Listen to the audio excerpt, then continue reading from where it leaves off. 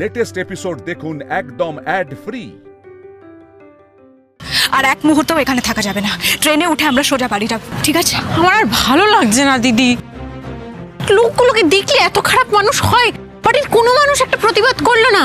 ওটা সোমরাজ ব্যানার্জি চোখে ঠুলি পড়ে বসে রয়েছে। আমি জানি ভেতরে একটা বড় অন্যায় হয়েছে, আমি খুবই দুঃখিত।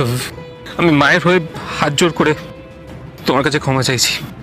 ভেতরে পুতুলের মতো দাঁড়িয়ে থেকে সবটা দেখে বাইরে এসে সবার আড়ালে বীরসাজ্য এখন জয়রাজ ব্যানার্জি। ভেতরে কিছু বললে তো পারতে, প্রতিবাদটা করতে পারতে তো। যাকে এসব কথা বলে এখন লাভ নেই, দিদি চল। আমি জানি আমি প্রতিবাদ করতে পারিনি, আমি খুবই অন্যায় করেছি। আর ভেতরে যা ঘটেছে সেটা নিয়ে আমি কোনো কথাও বলছি না। আমি শুধু একটা রিকোয়েস্ট করছি, দেখো ঘাটাল অনেকটা পথ, তোমাদের যেতে যেতে রাত হয়ে যাবে। তোমরা দুজনে একা যেও না, আমি ছেড়ে দিয়ে আসছি। তার কোনো প্রয়োজন নেই প্লিজ তিথিটা, ইনসিস্ট। তোমরা দুজনেই মিলে এতটা পথ। ও বাবা, তোমারও তোমার দাদার ডোকটা আছে নাকি? এটা তো ভাবতে পারিনি। তোমারও মনে হয় না মেয়েদেরকে পুতুল হিসেবে শোকেসে তুলে রাখতে হয়? মেয়েরা কোনো কাজ করতে পারে না, মেয়েদের প্রতি পদে রাস্তায় ছেলেদের সাহায্যের প্রয়োজন হয়, এটা তোমার মনে হয় না? তোমার একটা কথা বলি, তোমার ভুল ধারণাটা ভাঙিয়ে দিই। আমরা তো খেটে খাওয়া মানুষ, আমরা নিজেরটা নিজে দেখে নিতে পারি, আমাদের কারো সাহায্যের প্রয়োজন হয় না। আমরা দুজন মিলে ঘাটাল চলে যেতে পারবো। আসলে কি বলো তো, তোমাদের মতো সারাদিন ম্যাগাজিন পড়ে তো আমরা দিনটা বিলাসিতা করে কাটিয়ে দিই না। তোমার বরং হয়তো আমাদের সাহায্যের প্রয়োজন না? আমরা দুজন মিলে তোমাকে তোমার মায়ের কাছে পৌঁছে দিয়ে আসবো। না থাক, সাবধানে যেও, এটাই বলার। পৌঁছে যদি একটা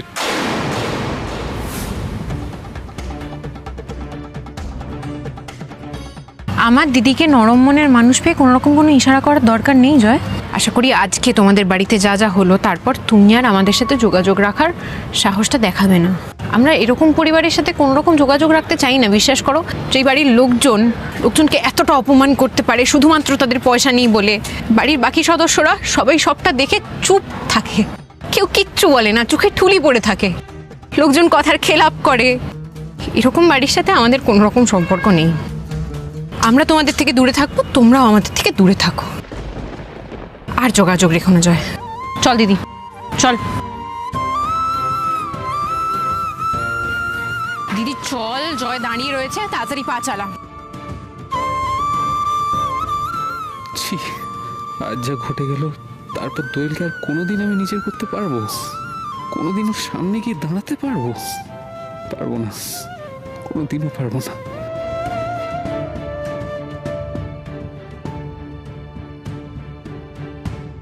এই যে তিতির সোমরাজ ব্যানার্জির অফিসে ছেলে সেজে কাজ করে এলো, তুই তাতে ইন্ধন জোগালি কি করে? কিন্তু বাবা, একটা লোক যখন... থাক না দাদা ভাই,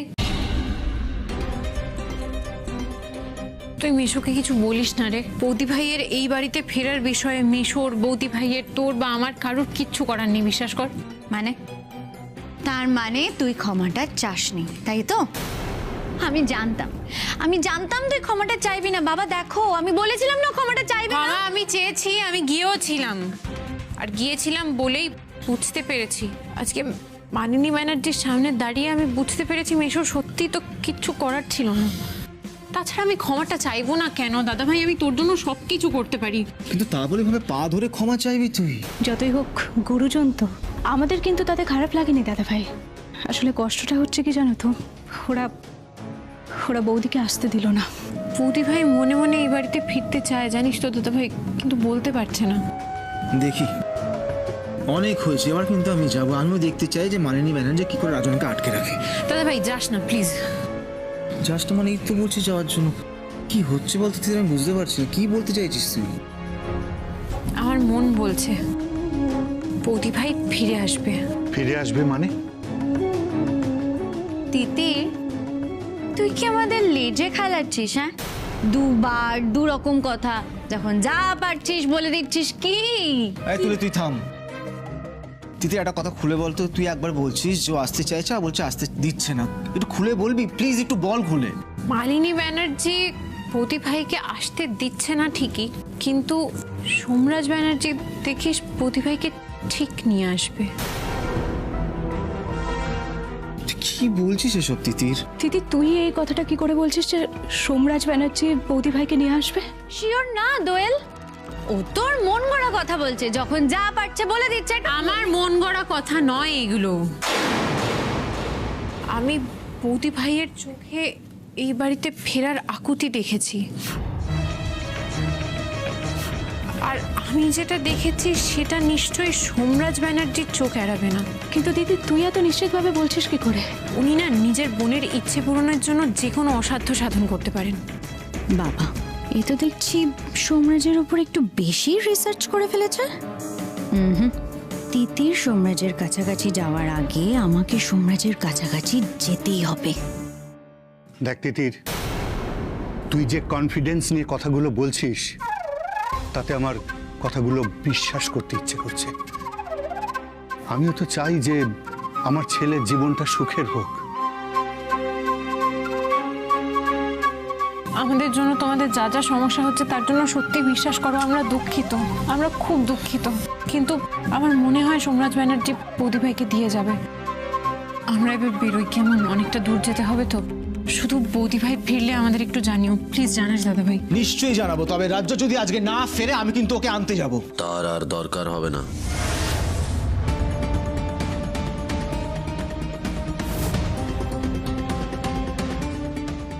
আমি নিজেই রাজন্যাকে নিয়ে চলে এলাম। তুহিন, ব্যানার্জি বাড়ির কেউ কথার খেলাপ করে না।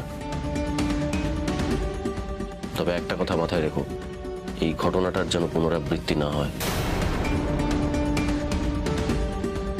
কি খুশি এবার?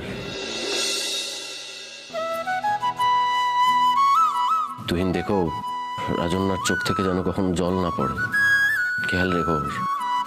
ও ফিরতে চেয়েছিল বলেই আমি ওকে দিয়ে গেলাম।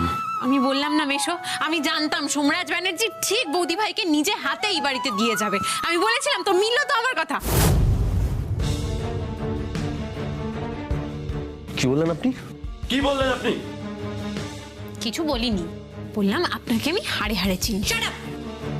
তিতির, তুই আমাদের বাড়ির গেস্টকে এইভাবে অপমান করতে পারিস না। সোমদা প্লিজ কিছু মনে করো না, ও কিন্তু এটা মিন করে বলতে চাইনি। এই থাম তোরা, সবাই চুপ কর। এসো মা, এসো মা। আরে আরে থাক থাক থাক মা, থাক থাক। শোনো, তোমার শাশুড়ি মা তোমার জন্য অপেক্ষা করছেন, তুমি ঘরে যাও মা, যাও।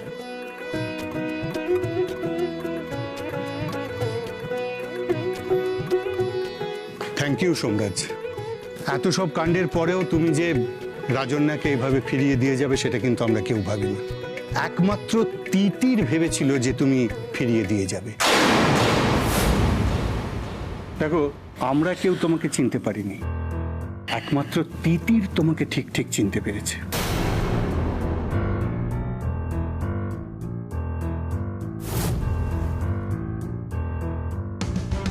সবাই মানুষ চিনতে পারে মেসোমশাই, শুধু আমি বারবার মানুষ চিনতে ভুল করি।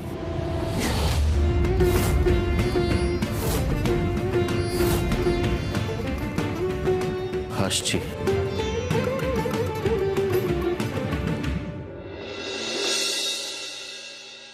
বাবা,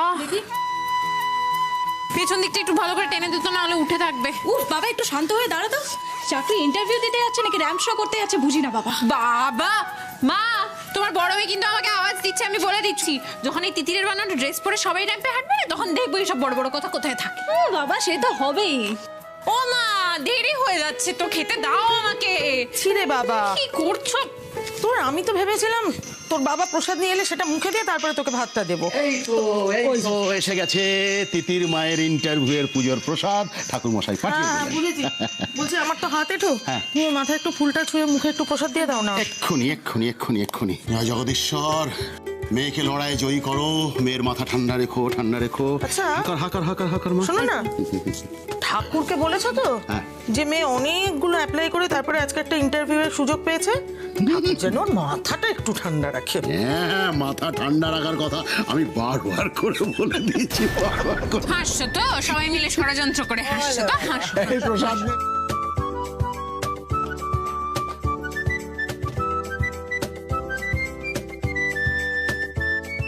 আরে ফোনটা ছাড়, না হলে কি করে লাগাবি? ফোন আসছে দিদি। না না তুই ভয় পাচ্ছিস কেন? কারো ফোন আসেনি। আমি ওনাটা লাগিয়ে দিচ্ছি। কারো ফোন আসেনি। আচ্ছা দিদি এদিকে আয়, আমি লাগিয়ে দিচ্ছি। দে দিদি, আমি পিন করে দিচ্ছি। তবে জানিস তো এই সব সময়গুলোতেই না আমার মুনিয়ার কথাটা ভারী মনে পড়ে। আমাদের বনুর এই সাজগোজ এইসবে যা ইন্টারেস্ট। ওই জন্যই সারাদিন সংসারে থাকে। হাঁকার হাঁকার।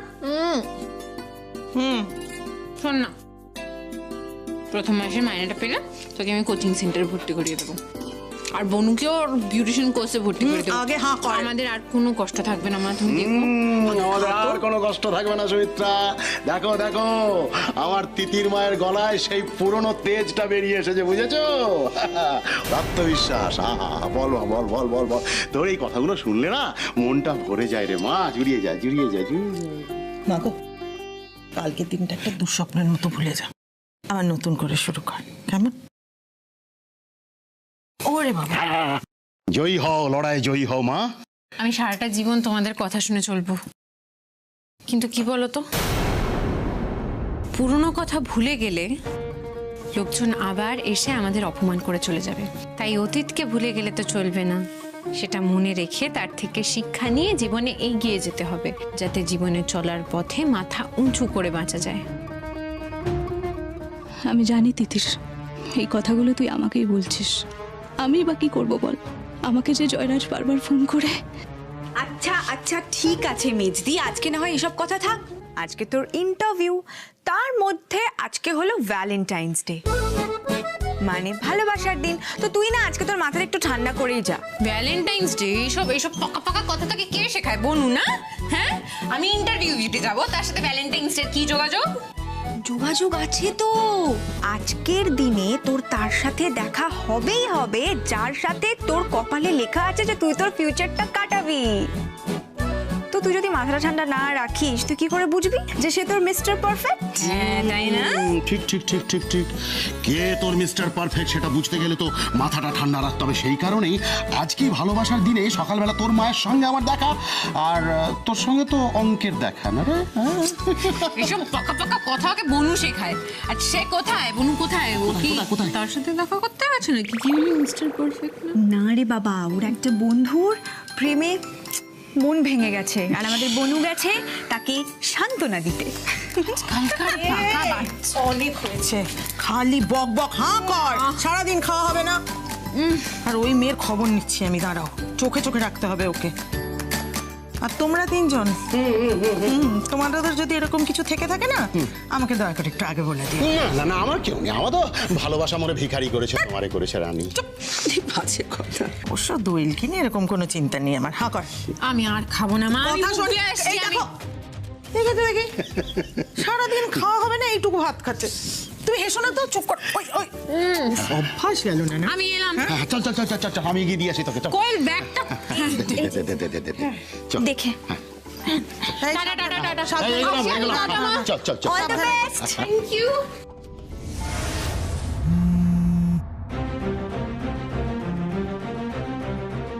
কি লিখেছে জয়রাজ? এই নিয়ে 87 বার ফোন করলাম দোয়েল, এবার যদি না তোলো আমি ঘাটালে চলে আসবো। দেখি তুমি কিভাবে কথা না বলে থাকো।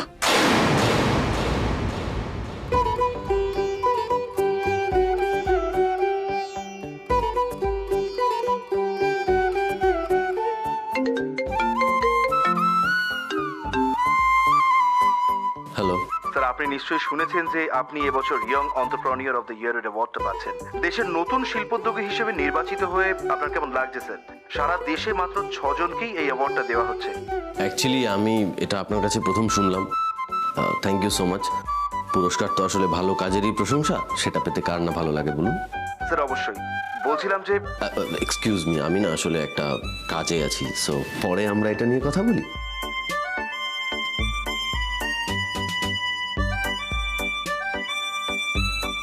Excuse me, mister Mukherjee. হ্যাঁ হ্যাঁ স্যার, ভেতরেই আছেন, আপনি চলুন। আপনাকে স্যার ভেতরে নিয়ে যেতে বলেছেন। আচ্ছা, আপনাদের অফিসটা এরকম অদ্ভুতভাবে সাজানো কেন? বাচ্চাদের স্কুল এরকম সাজানো থাকে? রোজ কি আর থাকে স্যার? এটা তো শুধু আজকের জন্য। আজকে কি? ও আজকে কি মিস্টার মুখার্জির বার্থডে? না না স্যার, আজকে তো ভ্যালেন্টাইন্স ডে, আজকে তো ভালোবাসার দিন। স্যার আসুন আপনি। কি আশ্চর্য, আজকের দিনেও লোকজন এসব মনে ভালোবাসার দিন তাই সাজিয়েছে।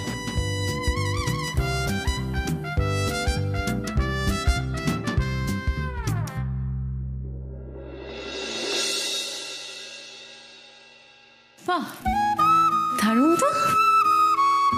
এই তো ফ্যাশন ইন্ডাস্ট্রির কাজ। তুমি আর ফ্যাশনটাও তো জানতে হবে, বেশ সময়ের সাথে তাল মিলিয়ে চলে তো এরা। বাহ।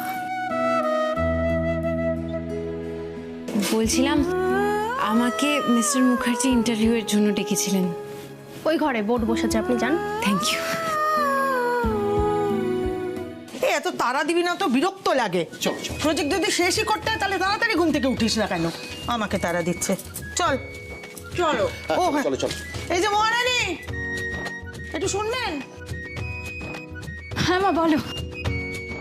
বলছি বাজারে সেল দিচ্ছে বুঝলি, দেখি যদি সস্তায় কিছু পাই, তাই জন্য একটু বেরোচ্ছি আমরা। তুই কিন্তু দরজা খুলবি না, একদম দরজায় তালা দিয়ে থাকবি, একা থাকবি। আচ্ছা ঠিক আছে। ও হ্যাঁ হ্যাঁ বলো। আগুনের কাছে যাবি না। আচ্ছা ঠিক আছে, তোমরা সাবধানে যাও, ঠিক আছে? যাবি না কিন্তু? না না যাবো না। ঠিক আছে, সাবধানে যাও, টাটা। চলো চলো চলো, দেরি হয়ে যাচ্ছে, দেরি হয়ে যাচ্ছে। এসো দেখ। এসো এসো এসো এসো এসো এসো।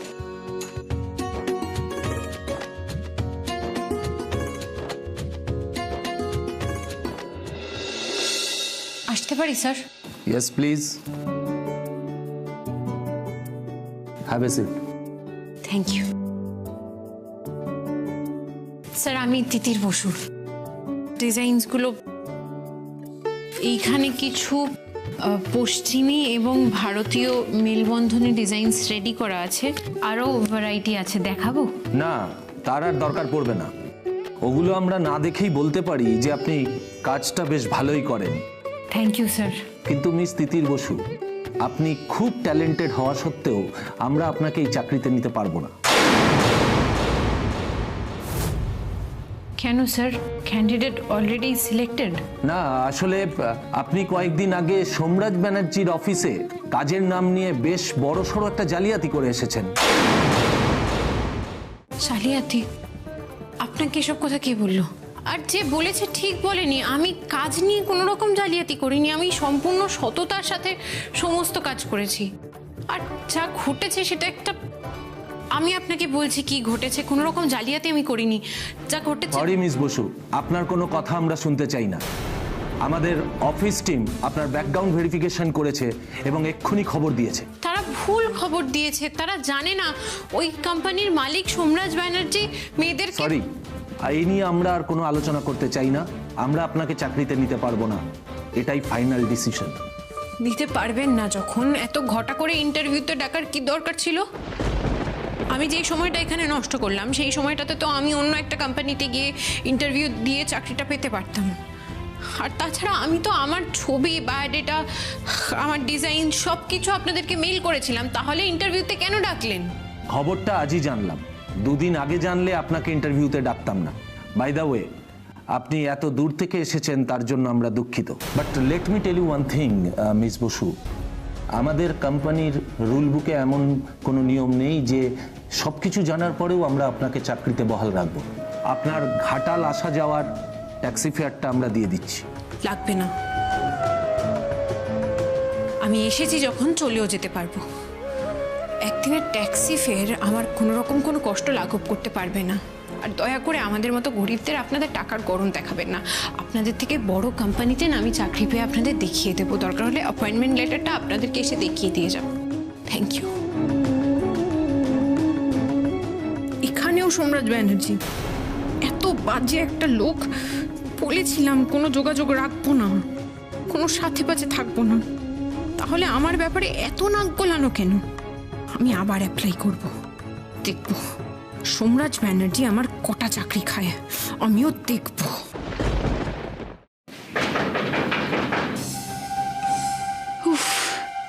মা আবার আমাকে বলতে এসেছে যে গ্যাসের সামনে যাবে না।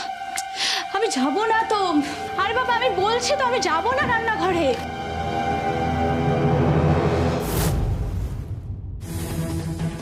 আপনি কেন এসেছেন এখানে? আমার ফোন ধরছো না, আমার সঙ্গে কথা বলছো না কেন? আমার এত কথা বলার সময় নেই, আপনি চলে যান এখান থেকে। সময় নেই নাকি ইচ্ছে নেই দোয়েল? কেন অ্যাভয়েড করছো আমাকে? আমি তো আমার মনের কথা তোমায় বলেছি। কেন কষ্ট দিচ্ছ আমায়? আপনি এত কথা বলছেন কেন বলুন তো? আর আমি তো আপনাকে আগেও বলেছি যে এখানে আপনি আসবেন না, তাও আপনি কেন এসেছেন? শুনুন, আমি আপনাকে বলছি, এটা কিন্তু আপনাদের কলকাতা নয়, এটা কিন্তু ঘাটাল।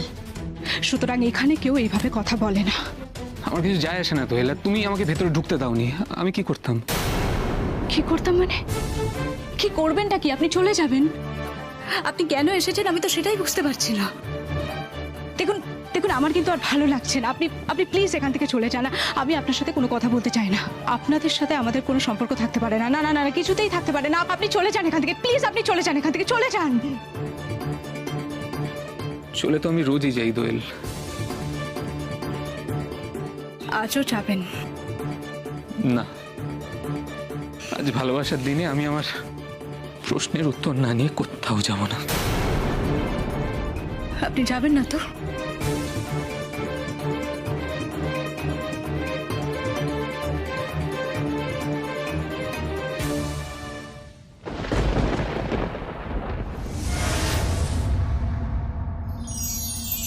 তুমি রাত ধরে আমিও খুব চেয়েছি, তোমার মন খারাপ আমারও মন ভালো নেই, কাছে আসছি কই প্রতিদিনই উঠছে ঝড়, ভেঙে যাচ্ছে কি আমাদের বাড়ি ঘর, তবু চাইছে মন সারাটাক্ষণ, দেখো চাইছে কতবার তোমাকে যেন কাছে যেতে পাই, মন দিতে চাই, দিতে চাই, মন দিতে চাই, দিতে চাই।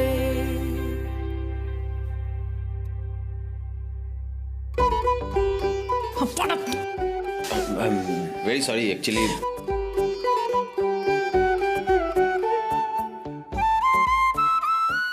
স্যার আপনার কাজ হয়ে গেছে। আপনি আমার চাকরিটা খেলেন কেন?